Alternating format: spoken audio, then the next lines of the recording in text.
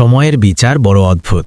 কখনো কখনো একটি মাত্র অবজ্ঞাপূর্ণ শব্দ একটি সাজানো সম্পর্ককে নিমিষেই ধুলোয় মিশিয়ে দেয়। আবার সেই সময়টাই একদিন নীরবে সবচেয়ে মোক্ষম জবাবটি ফিরিয়ে আনে। কাঠগড়ায় দাঁড়িয়ে থাকা দাম্ভিক নারীটি সেদিন ঘুণাক্ষরেও ভাবতে পারেনি আজ যাকে সে চরম অপমানে ছুঁড়ে ফেলছে, ঠিক 5 বছর পর সেই মানুষটি তার খাঁদের কিনারায় ঝুলে থাকা জীবনের একমাত্র ত্রাতা হয়ে দাঁড়াবে। সেদিন ঢাকা জজ কোর্টের পারিবারিক আদালত ভবনের 4র্থ তলায় এক গুমোট পরিবেশ বিরাজ করছিল। ঢাকা জজ কোর্টের পারিবারিক আদালত ভবনের 4র্থ তলার করিডরে সেদিন উপচে পড়া ভিড়। 7 নম্বর এজলাসের বাইরে বিচারপ্রার্থীরা নিজেদের মামলার ফাইল বুকে আঁকড়ে ধরে অপেক্ষায় প্রহর গুনছিল। বিচারকক্ষের ভেতরে তখন আরেকটি বিবাহ বিচ্ছেদের মামলার কার্যক্রম চলছিল। কাঠগড়ার একপাশে শক্ত হয়ে দাঁড়িয়েছিল তানিয়া রহমান। পরিপাটি শাড়ি, চোখে মুখে তীক্ষ্ণ কাঠিন্য এবং আত্মবিশ্বাসে ভরপুর এক অবয়ব। তার ঠিক উল্টো দিকে কিছুটা ব্যবধানে মাথা নিচু করে নিশ্চুপ দাঁড়িয়েছিল তাঁরই স্বামী আরিয়ান আহমেদ। বিচারক নিজের চশমাটা ঠিক করতে করতে জানতে চাইলেন, আপনি ঠিক কী কারণে বিবাহবিচ্ছেদ চাইছেন? তানিয়া এক মুহূর্তেও কালক্ষেপণ না করে তীক্ষ্ণ কণ্ঠে জবাব দিল, কারণ এই ব্যক্তিটি কোনো কাজেরই নয় মাননীয় বিচারক। বিগত 5টি বছর ধরে আমি আপ্রাণ চেষ্টা চালিয়েছি, কিন্তু সে জীবনে কিছুই করতে সক্ষম নয়। না আছে তার কোনো দায়িত্ববোধ, আর না আছে ভবিষ্যৎ নিয়ে কোনো উচ্চাকাঙ্ক্ষা। তার সাথে থাকতে গিয়ে আমার নিজের জীবনটাই থমকে দাঁড়িয়েছে। বিচারকক্ষে উপস্থিত মানুষের মাঝে একটা চাপা গুঞ্জন শুরু হয়ে গেল। আরিয়ান একবারের জন্যেও নিজের মাথা উঁচু করল না। বিচারক তার দিকে দৃষ্টি নিবদ্ধ করে জানতে চাইলেন, আপনার কি এ বিষয়ে কিছু বলার আছে? পুরো কক্ষে কয়েক সেকেন্ডের জন্য এক পিন পতন নীরবতা নেমে এলো। উপস্থিত সবারই মনে হয়েছিল সে হয়তো এখন নিজের পক্ষে সাফাই গাইবে, হয়তো তীব্র প্রতিবাদ করবে, কিংবা রাগে ফেটে পড়বে। কিন্তু সবাইকে অবাক করে দিয়ে আরিয়ান শুধু এতটুকুই বলল, না মহামান্য আদালত। তানিয়ার চোখে মুখে তখন এক ধরনের বিজয়ের অহংকার খেলা করছিল। সে একটানা বলে চলল, আমি ওকে শুধরে যাওয়ার বহু সুযোগ দিয়েছি, কিন্তু ও কেবল দিবাস্বপ্ন দেখা ছাড়া বাস্তবে কিছুই করতে পারে না। পুরো সংসারটা টেনে নিয়ে যাওয়ার দায়িত্ব কেবল আমার কাঁধেই ছিল। আমি এমন একজন দায়িত্বজ্ঞানহীন মানুষের সাথে নিজের বাকি জীবনটা নষ্ট করতে চাই না। তার গলার স্বরে স্পষ্টতই এক তীব্র তাচ্ছিল্য ঝরে পড়ছিল। আরিয়ানের হাতে তখন বিবাহ বিচ্ছেদের সেই চূড়ান্ত কাগজপত্র, অথচ এই একই হাতে সে একদিন পরম আদরে তানিয়াকে বিয়ের আংটি পরিয়েছিল। বিচারক নিজের চূড়ান্ত রায় খাতায় লিপিবদ্ধ করলেন। বিবাহ বিচ্ছেদের আবেদনটি মঞ্জুর করা হলো। বিচারকের হাতুড়ির সেই মৃদু ঠকঠক আওয়াজ পুরো কক্ষে প্রতিধ্বনিত হলো। সবকিছুর এখানেই সমাপ্তি ঘটল। তানিয়া একবারের জন্যও পেছন ফিরে না তাকিয়ে সোজা দর্প ভরে বাইরে বেরিয়ে গেল। বাইরে তার বেশ কয়েকজন আত্মীয় স্বজন উৎকণ্ঠা নিয়ে অপেক্ষা করছিল। তাদের মধ্যে থেকে একজন নিচু স্বরে জিজ্ঞেস করল, সব ঝামেলা কি মিটে গেল? তানিয়া একটি স্বস্তির দীর্ঘশ্বাস ছেড়ে উত্তর দিল, হ্যাঁ, অবশেষে আমার নতুন জীবন শুরু হতে যাচ্ছে। অন্যদিকে আরিয়ান ধীর পায়ে আদালতের বাইরে বেরিয়ে এলো। আকাশের বুকে তখন হালকা রোদের দেখা মিললেও তার ভেতরে বয়ে যাচ্ছিল এক অদ্ভুত রকমের হিমশীতল শূন্যতা। আদালতের সিঁড়িতে বসে সে বেশ কিছুক্ষণ একদম শূন্য দৃষ্টিতে নিচের দিকে তাকিয়ে রইল। অপদার্থ, এই একটিমাত্র শব্দ যেন তার মস্তিষ্কের ভেতর বারবার প্রতিধ্বনিত হচ্ছিল। সে কি সত্যিই কোনো কাজের যোগ্য ছিল না, নাকি তাকে বোঝার মতো মানসিকতা কারো ছিল না? সে তার পকেট থেকে সযত্নে রাখা পুরনো একটি ডায়েরি বের করে আনল। ডায়েরিটির একদম প্রথম পৃষ্ঠাতেই লেখা ছিল, একদিন নিজেকে প্রমাণ করেই ছাড়তে হবে।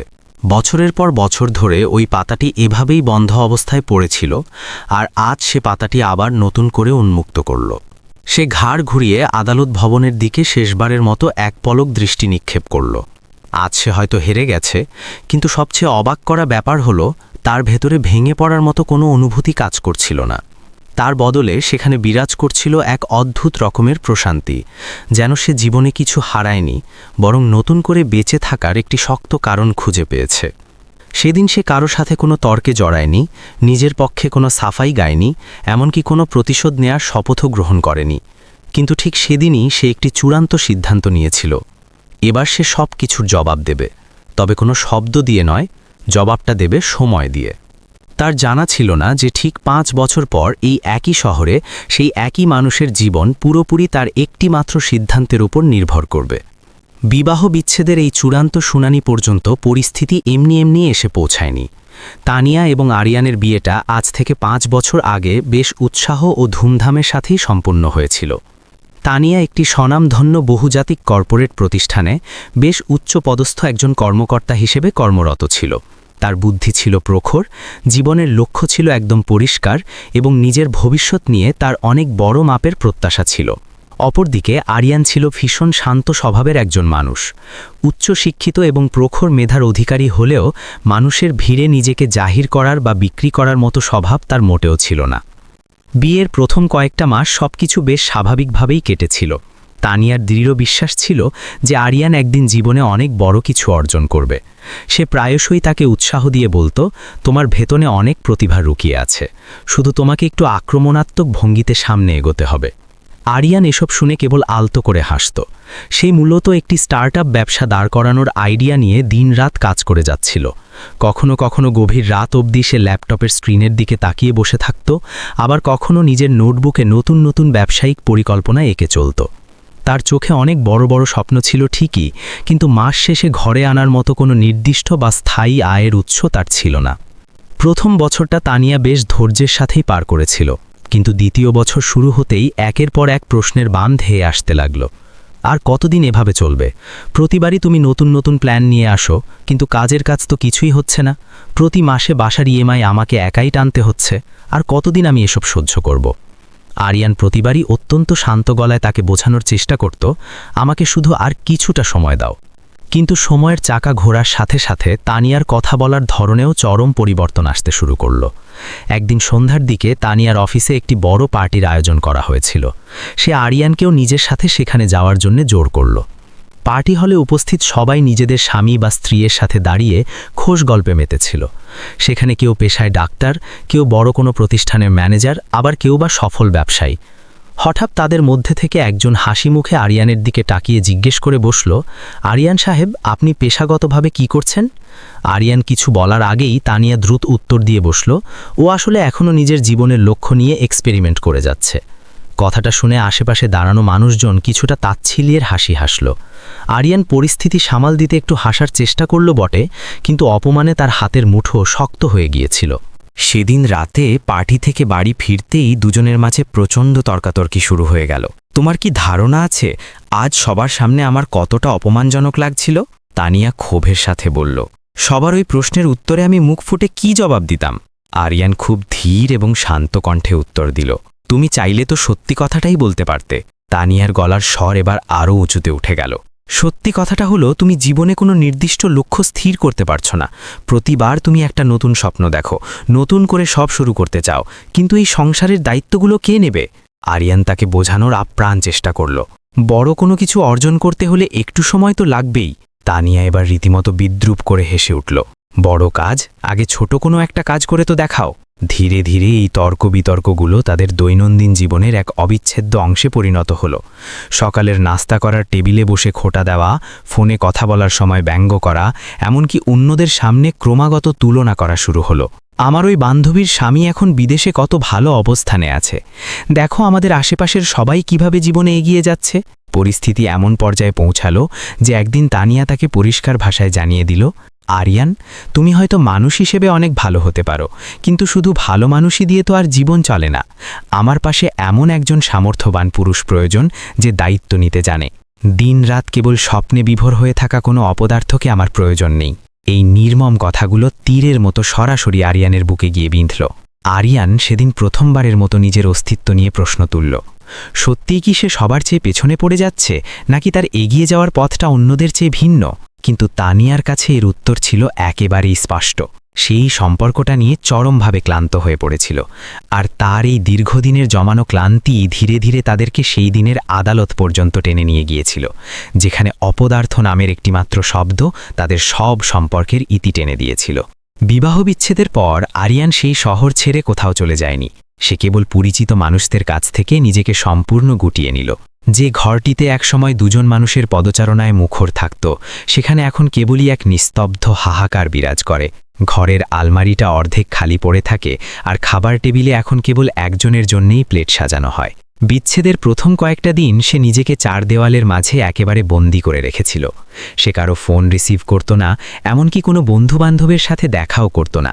কিন্তু ভেতরে ভেতরে সে মোটেও ভেঙে পড়েনি, বরং তার ভেতরের কোনো এক সত্তা যেন আগের চেয়ে অনেক বেশি ইস্পাত কঠিন হয়ে উঠেছিল। একদিন সকালে ঘুম থেকে উঠে সে পুনরায় তার সেই পুরনো ডায়েরিটা খুলল, সেই একই পরিচিত পাতা, যেখানে লেখা একদিন নিজেকে প্রমাণ করেই ছাড়তে হবে। সেদিনই সে একটি চূড়ান্ত সিদ্ধান্ত গ্রহণ করল। এবার আর কোনো স্বপ্ন দেখা নয়, বরং সিস্টেমের ভেতরে ঢুকে এই সিস্টেমের সাথেই লড়তে হবে। আরিয়ান তার এতদিনের লালিত অসমাপ্ত স্টার্টআপ প্রজেক্টটি চিরতরে বন্ধ করে দিল। ল্যাপটপের সমস্ত ফোল্ডার একে একে ডিলিট করে দিল। নোটবুকের পাতাগুলো সে ছিঁড়ে ফেলল না ঠিকই, তবে তা চিরকালের জন্য বন্ধ করে সযত্নে সরিয়ে রাখল। এরপর সে সিভিল সার্ভিস পরীক্ষার প্রস্তুতির জন্য এক গাদা বই কিনে আনল, কারণ এবার তার জীবনে শুধু অর্থের প্রয়োজন ছিল না, তার প্রয়োজন ছিল এমন এক আত্মপরিচয়ের যা তাকে সম্মান এনে দেবে। দিনের বেলা সে একটি ছোট কোচিং সেন্টারে সামান্য বেতনে পার্ট টাইম শিক্ষক হিসেবে পড়াতে শুরু করল, আর রাতের বেলা নিজের প্রস্তুতির জন্য ঘন্টার পর ঘন্টা পড়াশোনা করতে লাগল। তার পুরো ঘরটা আস্তে আস্তে বইয়ের স্তূপে ভরে গেল। ঘরের দেওয়ালে একটি কড়া রুটিন সাঁটানো, আর মোবাইল ফোনটি সারাক্ষণ সাইলেন্ট মোডে পড়ে থাকে। মাঝে মাঝে আশেপাশের প্রতিবেশীরা তাকে চিন্তিত হয়ে জিজ্ঞেস করত, সব ঠিক আছে তো ভাই? সে শুধু একটা মুচকি হাসি দিয়ে উত্তর দিত, হ্যাঁ, এই তো পড়াশোনা নিয়ে একটু ব্যস্ত আছি আর কি। অন্যদিকে এই একই শহরে তানিয়ার জীবন সম্পূর্ণ ভিন্ন। এক রকেটের গতিতে ছুটে চলছিল। সে নিজের সমস্ত সত্তা দিয়ে কাজের মাঝে নিজেকে ডুবিয়ে রেখেছিল। সোশ্যাল মিডিয়াতে তার নিত্য নতুন ছবি, নতুন নতুন মানুষের সাথে আড্ডা, আর একের পর এক পেশাগত সাফল্যের খবর শোভা পেত। মাঝে মাঝে স্ক্রোল করতে গিয়ে কোনো পোস্টে আরিয়ানের চোখ আটকে যেত, কিন্তু সে সেখানে একটি লাইক পর্যন্ত দিত না, শুধু চুপচাপ ফোনের স্ক্রিনটা বন্ধ করে রেখে দিত। এক রাতে একটানা পড়তে পড়তে হঠাৎ করে তার দুচোখ জলে ভরে এলো। তানিয়ার বলা সেই নিষ্ঠুর কথাগুলো আবার তার কানে প্রতিধ্বনিত হতে লাগল, তুমি একটা চরম অপদার্থ। কিন্তু সেদিনের মতো সে নিজের বইটা বন্ধ করে দিল না, বরং চোখ মুছে আরও গভীর মনোযোগের সাথে দীর্ঘক্ষণ ধরে পড়াশোনা চালিয়ে গেল। প্রথমবার সে প্রিলিমিনারি পরীক্ষায় অংশগ্রহণ করল। সেবার পরীক্ষার প্রশ্নপত্র বেশ কঠিন হয়েছিল। যখন ফলাফল প্রকাশ পেল, তখন উত্তীর্ণদের তালিকায় তার নামটা খুঁজে পাওয়া গেল না। ফলাফল দেখে সে কয়েক মিনিট একেবারে স্তব্ধ হয়ে বসে রইল। যদি সে আগের সেই পুরনো আরিয়ান হতো, তবে হয়তো এই ব্যর্থতায় পুরোপুরি ভেঙে পড়ত। কিন্তু এখনকার আরিয়ান সম্পূর্ণ আলাদা এক ধাতুতে গড়া। সে দেওয়ালের ক্যালেন্ডারের দিকে তাকালো এবং পরবর্তী সুযোগের জন্য নিজেকে প্রস্তুত করতে শুরু করল। এবার তার রুটিন হয়ে উঠল আরও বেশি অমানবিক এবং কঠোর। প্রতিদিন ভোর 4টের সময় ঘুম থেকে ওঠা, যোগ ব্যায়াম করা, পত্রিকার খুঁটিনাটি বিশ্লেষণ করা, নোট তৈরি করা, কোচিংয়ের কাজ শেষ করে আবার একটানা পড়াশোনা করা। দিনরাত এক করে পড়ার কারণে তার চোখের নিচে হালকা কালো দাগ বা ডার্ক সার্কেল স্পষ্ট হয়ে উঠতে শুরু করল, কিন্তু সেই ক্লান্ত চোখের দৃষ্টিতে এক অন্যরকম জলজলে দীপ্তি ছিল। দ্বিতীয় বছর সে আবারও পরীক্ষায় বসল। এবার সে সফলভাবে প্রিলিমিনারি পরীক্ষায় উত্তীর্ণ হল এবং মেইন পরীক্ষার জন্য নিজের সর্বস্ব দিয়ে প্রস্তুতি নিতে শুরু করল। আশেপাশের মানুষেরা তখনও তার এই সংগ্রাম সম্পর্কে খুব একটা ওয়াকিবহাল ছিল না। তারা শুধু এইটুকু জানত যে আরিয়ান সারাদিন কী সব পড়াশোনা নিয়ে পড়ে থাকে। সে এখন আর নিজের জীবন নিয়ে কারো কাছে কোনো অভিযোগ করত না, আর নিজের ভেতরের জমানো কষ্টের কথাও কারো সাথে ভাগ করে নিত না। সে নিজের সাথে নিজে একটি প্রতিজ্ঞায় আবদ্ধ হয়েছিল, যেদিন আমি ফিরব সেদিন কেবল নিজের এক অবিসংবাদিত পরিচয় নিয়েই ফিরব। আর এবার সে শুধু চেষ্টার মধ্যে সীমাবদ্ধ ছিল না, সে আমূল বদলে যাচ্ছিল। মেইন পরীক্ষার সেই দিনগুলো ছিল তার জীবনের সবচেয়ে কঠিন এবং যন্ত্রণাদায়ক অধ্যায়। টানা কয়েকদিন ধরে প্রতিদিন 3 ঘন্টার এক একটি দীর্ঘ পরীক্ষা দিতে হতো তাকে। অতিরিক্ত লেখার চাপে তার হাত প্রচণ্ড ব্যথা করত, আঙুলগুলো আড়ষ্ট হয়ে আসত, কিন্তু প্রতিটি প্রশ্নের উত্তরে সে শুধু বইয়ের মুখস্থ করা তথ্যই লিখছিল না, সে যেন খাতার পাতায় নিজের জীবনের না বলা গল্পগুলোই লিখে যাচ্ছিল। যেদিন তার সর্বশেষ পরীক্ষাটি সমাপ্ত হলো, সে ক্লান্ত শরীরে পরীক্ষা কেন্দ্রের সিঁড়ির ওপর ধপ করে বসে পড়ল। তার মনে তখন না ছিল কোনো প্রাপ্তির আনন্দ, না ছিল কোনো হারানোর ভয়, ছিল কেবল এক পাহাড় সমক্লান্তি। এবার শুরু হলো ফলাফলের জন্য সেই দীর্ঘ প্রতীক্ষা। অন্যদিকে তানিয়ার জীবনটা বাইরের পৃথিবীর কাছে একেবারে নিখুঁত একটি ক্যানভাসের মতো দেখাচ্ছিল। কর্পোরেট জগতে প্রমোশন, নতুন বড় বড় প্রজেক্টের দায়িত্ব পাওয়া, সংবাদ মাধ্যমে তার এক্সক্লুসিভ সাক্ষাৎকার, সব মিলিয়ে এক জমজমাট অবস্থা। পরিচিত মানুষেরা তাকে বাহবা দিয়ে বলতো, আপনি আপনার জীবনের সবচেয়ে সঠিক সিদ্ধান্তটিই নিয়েছিলেন। এসব শুনে সে ঠোঁটের কোণে হালকা একটি হাসি ফুটিয়ে তুলত। কিন্তু মাঝে মাঝে রাতের নিস্তব্ধতায় যখন সে নিজের ঘরে একা থাকত, তখন এক অদ্ভুত এবং ভয়ঙ্কর রকমের শূন্যতা তাকে গ্রাস করে ফেলত। তবে সে খুব দ্রুতই সেই দুর্বল অনুভূতিগুলোকে নিজের কাজের প্রবল চাপে চাপা দিয়ে রাখত। অবশেষে সেই কাঙ্ক্ষিত ফলাফলের দিনটি এসে উপস্থিত হল। আরিয়ান ঘুণাক্ষরেও কাউকে বুঝতে দেয়নি যে আজ সিভিল সার্ভিসের চূড়ান্ত তালিকা প্রকাশিত হতে যাচ্ছে। সে নিজের ছোট্ট ঘরটিতে সম্পূর্ণ একা বসেছিল। সে তার ল্যাপটপটি চালু করল, সরকারি অফিসিয়াল ওয়েবসাইটে প্রবেশ করল এবং ফলাফলের পিডিএফ ফাইলটি ডাউনলোড করল। সে স্পষ্ট শুনতে পাচ্ছিল তার নিজের বুকের ভেতরের ধুকপুকানির শব্দ। সে মনোযোগ দিয়ে উত্তীর্ণদের তালিকায় নিজের নাম খুঁজতে শুরু করল। মাউস দিয়ে স্ক্রল করে সে এক এক করে পাতা উল্টাতে লাগল। হঠাৎ করেই স্ক্রিনের একটি জায়গায় এসে তার আঙুল স্থির হয়ে গেল। সেখানে স্পষ্ট অক্ষরে লেখা আরিয়ান আহমেদ, চূড়ান্তভাবে নির্বাচিত। কয়েক সেকেন্ডের জন্য সে যেন পাথর হয়ে স্ক্রিনের ওই লেখাটির দিকে নির্নিমেষ দৃষ্টিতে তাকিয়ে রইল। তারপর চেয়ারে শরীরটা এলিয়ে দিয়ে দুচোখ শক্ত করে বন্ধ করে ফেলল। সে আনন্দে কোনো চিৎকার করল না, খুশিতে কাউকে ফোন করেও খবর দিল না, কেবল বুক ভরে একটি গভীর দীর্ঘশ্বাস টেনে নিল। সে তাৎক্ষণিকভাবে এই খুশির সংবাদ কাউকে জানায়নি। বেশ কিছুদিন পার হবার পর তার কাছে ট্রেনিংয়ে যোগ দেওয়ার সরকারি ডাক চলে এলো। সে তার সেই ছোট্ট মেসের ঘরটা গুছিয়ে ফেলল, নিজের বইপত্রগুলো সযতনে প্যাক করল এবং সেই পুরনো ডায়েরিটা নিজের ব্যাগে ভরে নিল। কোচিং সেন্টারের মালিক তাকে কৌতূহলী হয়ে জিজ্ঞেস করল, আরিয়ান সাহেব, এবার আপনার ভবিষ্যৎ পরিকল্পনা কি? আরিয়ান মুখে একটি প্রশান্তির হাসি ফুটিয়ে নম্রভাবে বলল, নতুন কিছু শেখার জন্য একটু শহরের বাইরে যাচ্ছি। সে একদম নীরবে সবার অগোচরে শহর ছেড়ে চলে গেল। দীর্ঘ ট্রেনিং পর্ব সফলভাবে সমাপ্ত করার পর তার জীবনের প্রথম পোস্টিং নির্ধারণ করা হলো। একজন প্রথম শ্রেণীর প্রশাসনিক কর্মকর্তা হিসেবে তার নাম সরকারি তালিকায় যুক্ত হলো এবং ভাগ্যক্রমে তাকে সেই একই জেলার একই এলাকার দায়িত্ব প্রদান করা হলো। এর কয়েক মাস পর পুরো শহর জুড়ে হঠাৎ করে এক বিশাল তোলপাড় শুরু হয়ে গেল। একটি মেগা প্রজেক্টে ব্যাপক আর্থিক অনিয়ম ও দুর্নীতির অভিযোগ ওঠায় উচ্চ পর্যায়ের তদন্ত শুরু হলো। কোম্পানির অনেক রথী মহারথী ও ঊর্ধ্বতন কর্মকর্তা এই দুর্নীতির সন্দেহের ঘেরাটোপে আটকা পড়লেন। দুর্ভাগ্যবশত তানিয়ার নামও সেই অভিযুক্তদের ফাইলে সংযুক্ত ছিল। সে হয়তো সরাসরি এই দুর্নীতির সাথে যুক্ত ছিল না, কিন্তু একটি গুরুত্বপূর্ণ দায়িত্বশীল পদে থাকার কারণে তাকেও সন্দেহের তালিকায় রাখা হয়েছিল। অফিসে প্রতিদিন মিটিংয়ের পর মিটিং চলতে লাগল। আইনি নোটিশ আসতে শুরু করল এবং সংবাদপত্রের প্রথম পাতায় এই খবর ফলাও করে প্রচার হতে লাগল। তানিয়ার আত্মবিশ্বাসী চেহারায় প্রথমবারের মতো সুস্পষ্ট দুশ্চিন্তা এবং ভয়ের ছাপ ফুটে উঠল।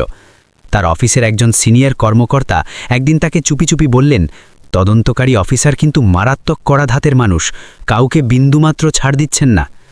তানিয়া কিছুটা ঘাবড়ে গিয়ে জিজ্ঞেস করল, কে এই নতুন অফিসার? উত্তর এলো, এই জেলার নতুন অতিরিক্ত জেলা প্রশাসক আরিয়ান আহমেদ। এই নামটি শোনা মাত্রই তানিয়ার হাত ফাইলের ওপর জমে পাথর হয়ে গেল। আরিয়ান আহমেদ নামটা যেন প্রবল বেগে তার কানের ভেতর হাতুড়ির মতো আঘাত করতে লাগল।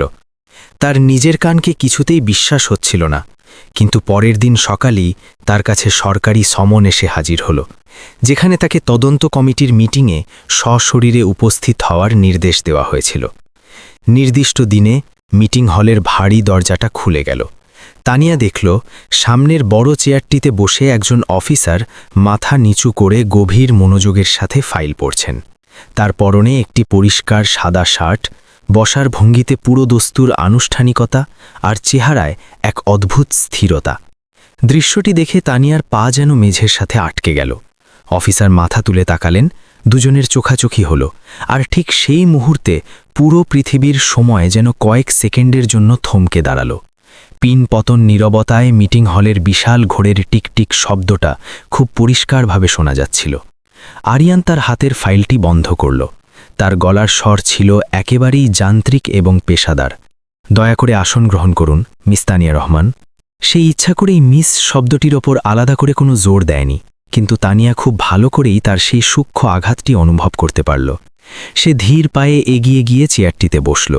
তার বুকের ভেতরটা তখন রীতিমতো হাতুড়ি পেটার মতো ধরফর করছিল। আরিয়ানের চেহারায় সেদিনের সেই অপমানের কোনো ক্ষোভ বা রাগ ছিল না, ছিল না কোনো ব্যঙ্গাত্মক হাসি বা অবজ্ঞার ছাপ। সেখানে ছিল কেবল একজন ক্ষমতাবান সরকারি অফিসারের গাম্ভীর্য। আপনার কোম্পানির এই নির্দিষ্ট প্রজেক্টটিতে ব্যাপক মাত্রায় আর্থিক অনিয়ম এবং দুর্নীতির প্রমাণ পাওয়া গেছে। আরিয়ান অত্যন্ত শান্ত অথচ দৃঢ় স্বরে কথাগুলো বলল। আপনি সেই নির্দিষ্ট সময়ে এই প্রজেক্টের অপারেশনাল হেড হিসেবে দায়িত্ব পালন করছিলেন। সুতরাং আমাদের তদন্তের স্বার্থে কিছু অত্যন্ত গুরুত্বপূর্ণ দলিলের ব্যাপারে আপনার সুনির্দিষ্ট বক্তব্য প্রয়োজন। তানিয়া জীবনের এই পর্যায়ে এসে প্রথমবারের মতো নিজের ভেতরে অনুভব করল যে আজ সে সত্যিই একজন অপরাধীর মতো কাঠগড়ায় দাঁড়িয়ে আছে। আমি নিজে সরাসরি কোনো ফাইলে বা চুক্তিতে সই করিনি, সে নিজেকে কোনো রকমের সামলে নিয়ে আত্মপক্ষ সমর্থন করে বলল। এই সংক্রান্ত সমস্ত ফাইলগুলো ফাইন্যান্স টিম তদারকি করত। আরিয়ান নিজের চেহারার বিন্দুমাত্র অভিব্যক্তি পরিবর্তন না করেই কড়া জবাব দিল, দায়িত্ব সবসময় পদের সাথেই আসে। আপনি নিজে যদি ফাইলে সই নাও করে থাকেন, তবুও এই প্রজেক্টের সামগ্রিক নজরদারির দায়িত্ব সম্পূর্ণভাবে আপনার কাঁধেই ছিল। কথাগুলো ঠিক অবিকল সেই কথাগুলোর মতোই শোনাচ্ছিল যা আজ থেকে 5 বছর আগে তানিয়া রাগের বশবর্তী হয়ে আরিয়ানকে শুনিয়েছিল। মিটিং শেষ হওয়ার পর তানিয়া যখন হলরুম থেকে বেরিয়ে এলো, তখন তার 2 হাত হালকা কাঁপছিল। আরিয়ানের এই আচরণ কোনো সস্তা প্রতিশোধ ছিল না, এটি ছিল একজন অফিসারের নিখুঁত পেশাদারিত্ব। কিন্তু তার সেই পেশাদারিত্বের শীতল আবরণের আড়ালে তানিয়া নিজেরই বলা পুরনো কথাগুলোর প্রতিধ্বনি শুনতে পাচ্ছিল। দায়িত্ব নিতে শেখো। এর ঠিক 2 দিন পর তদন্তের জাল আরও বেশি কঠোর হতে শুরু করল। মিডিয়াও এই রসালো খবরটি লুফে নিয়েছিল। কোম্পানি নিজের সম্মান বাঁচাতে তানিয়ার কাছ থেকে ধীরে ধীরে দূরত্ব বাড়াতে শুরু করল। পরিচিতদের ফোন আসার পরিমাণ একেবারেই কমে গেল। অফিসে যে মানুষেরা আগে সবসময় তার কাজের প্রশংসা করে পঞ্চমুখ থাকত, তারাই এখন তাকে দেখলেই উপদেশের সুরে বলতে শুরু করল, একটু সাবধানে চলবেন। তানিয়া তার জীবনে প্রথমবারের মতো নিজেকে বড্ড বেশি একা আর অসহায় অনুভব করতে শুরু করল। নামিদামি আইনজীবীদের সাথে তার দফায় দফায় কথা হলো, সমস্ত কাগজপত্র তন্ন তন্ন করে পরীক্ষা করা হলো। একজন অত্যন্ত অভিজ্ঞ সিনিয়র আইনজীবী তাকে সতর্ক করে দিয়ে বললেন, প্রশাসন যদি এই কেসের ব্যাপারে কড়া অবস্থান ধরে রাখে, তবে পরিস্থিতি আপনার জন্য অত্যন্ত ভয়াবহ হতে পারে।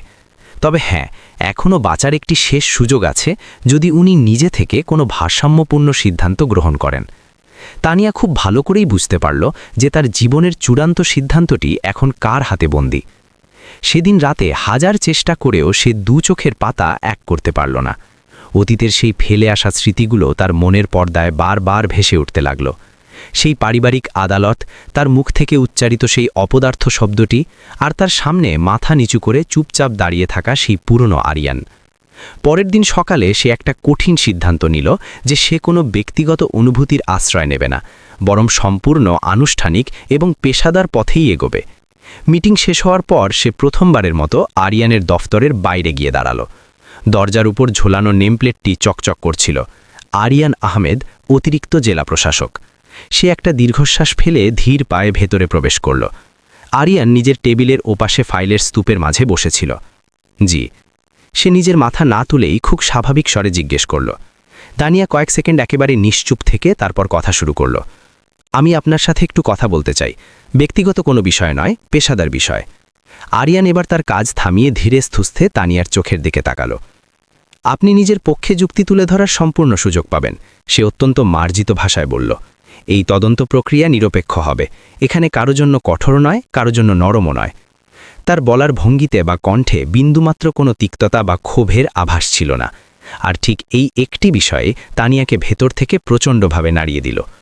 আরিয়ান চাইলে আজ ক্ষমতার দাপট দেখিয়ে তাকে একটা খোঁটা দিতে পারত, একটা কড়া ব্যঙ্গ করতে পারত, কিংবা এক মুহূর্তের জন্য হলেও নিজের জয়ের উল্লাস প্রকাশ করতে পারত। কিন্তু সেখানে এসবের বদলে কেবল একরাশ গাম্ভীর্য বিরাজ করছিল। তানিয়া বসা থেকে উঠে দরজার কাছাকাছি পৌঁছল, তারপর হঠাৎ করেই পেছন ফিরে দাঁড়াল। সে অত্যন্ত ধীর কণ্ঠে বলল, আরিয়ান, সেদিন কোর্টের ভেতর আমি যা বলেছিলাম সেটা। আরিয়ান তাকে থামিয়ে দিল।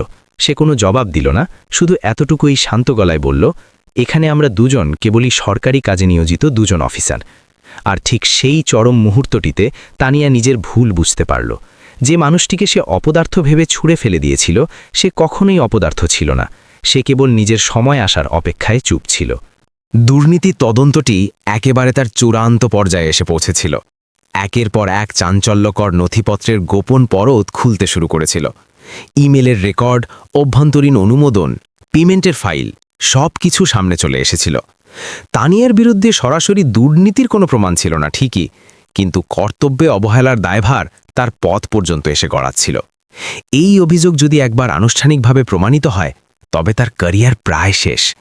মিডিয়া বাইরে ডেরা ফেলেছিল। কোম্পানি একটি আনুষ্ঠানিক প্রেস বিজ্ঞপ্তি জারি করে জানিয়ে দিল, ব্যক্তিগত সিদ্ধান্তের জন্য ম্যানেজমেন্ট কোনোভাবেই দায়ী নয়। এর মানে পরিষ্কার ছিল, বিপদের এই দিনে তাকে সম্পূর্ণ একা ছেড়ে দেওয়া হয়েছে।